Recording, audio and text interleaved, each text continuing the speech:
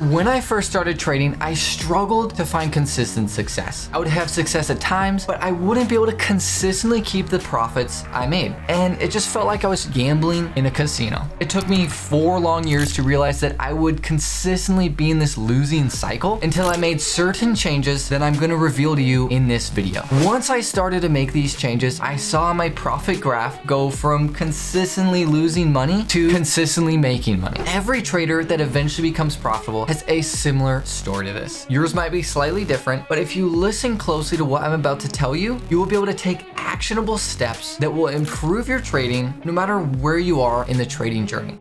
Consistently, I would find myself in situations where I'd spot a great potential trade and I'd end up getting scared that the trade might end up being a loser. I would then skip the trade and watch as the market would just soar off in the direction of that trade without me. And so instead of making a few $1,000s, I would end up making 0. And I'd always feel like a complete idiot.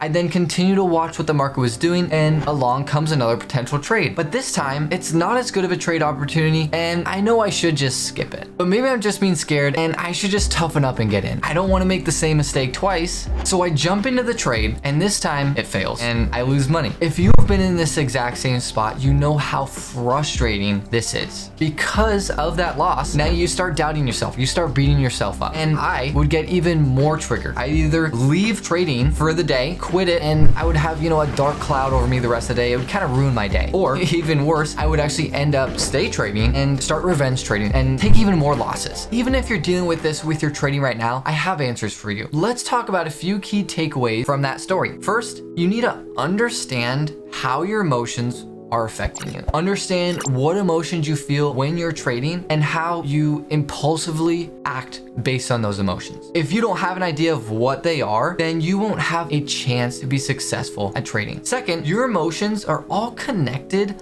like a web. The first emotion I felt there was the fear of the trade not working out and me losing money. I then got frustrated with myself because I skipped a massive winning trade that I knew I should have been in. And then on top of that, I took a trade that I knew I shouldn't have been in and created a loss. So now in these situations, not only are you not up money, but you're actually down money on the day. This is why one simple change can have a drastic effect on your trading results. If I was able to jump in on that first trade, the cascading effect that skipping it wouldn't have happened. So what you need to do is start to write down your emotions when you're trading and how you react to them. How do they cascade into each other? Because this is how you start to build a foundation of your emotional web, and you'll see how everything is connected. Now, because you'll start to find you have a lot of emotions that are negatively affecting your trading results, let me tell you how you can fix that. Let's talk about habits real quick. Common habits that you're used to is something like going to the gym once a day versus going to the gym every other day. This is a very tangible habit, but our emotions actually have habits too. Our brain naturally gets into habits of how it emotionally reacts to situations. Just like my story about the emotional path I go down after fearfully skipping the first trade. This is a bad habit my brain had, and I had to figure out how to change it. You have mental habits that your brain repeats over and over. Some are good habits and some are bad habits. The key is to finding ones that are negatively affecting your trading and change them. This takes a lot of hard work. Now, the steps to actually fixing this is initially, you just need to become aware of them. And as you become aware of them, over time, this awareness will get stronger and stronger. In the beginning, you will still notice these habits and reactions that you have in hindsight, but slowly, just like I did, you will start to notice it earlier and earlier until you can stop yourself before you act. For an example, when I was scared to jump into a trade, I eventually started catching myself in real time wanting to skip that trade opportunity. I then remind myself that it's perfectly normal to be scared or nervous about getting into a trade. There's so much unknown about it, but I wouldn't let my emotions control my actions and skip the trade like I had done in the past. And so this is how you can break the negative habits that are affecting your trading. So I would then take the trade and not let my emotions control my actions. That's the key here. You can feel whatever you want when you're you're trading. But you can also decide how you want to react to those emotions. Just because you feel angry at someone and your first instinct is to punch them in the face, it doesn't mean you have to do that. You could decide to kiss them instead, even though you're angry at them. Now, this is a great start to change your trading for the better. But I eventually realized that just understanding how your emotions affect you and the patterns they create wasn't enough to be consistently profitable. There's still a big key to the puzzle that you need to be able to take your trading to the next level.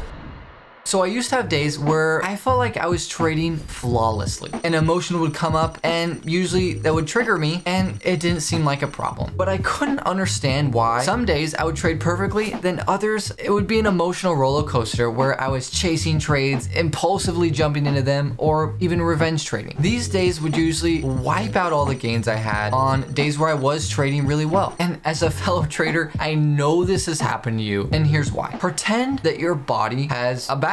When you're well rested, like after a restful weekend or vacation, your body battery is really full. You are more likely to have patience to deal with frustrating things. You know, going back to the example, somebody screaming at your face is easier to deal with. You know, you don't feel the need to punch them in the face. Versus after a long draining day at work, your body battery is really low. And it's much easier for you to get pissed off at that person yelling at you and impulsively punch them in the face. What I eventually realized though was this is the exact way your trading goes. On days where you are trading flawlessly without impulsively reacting to your emotions, your body battery is generally very high and you're really well rested. And days that you aren't rested and your body battery is really low, your emotions will really easily take control of you and you'll act impulsively. The key here is to start to become aware of that and where it is in relation to when you're trading and how it plays into your trading. If you think about it, why not only trade at times when your body battery is high?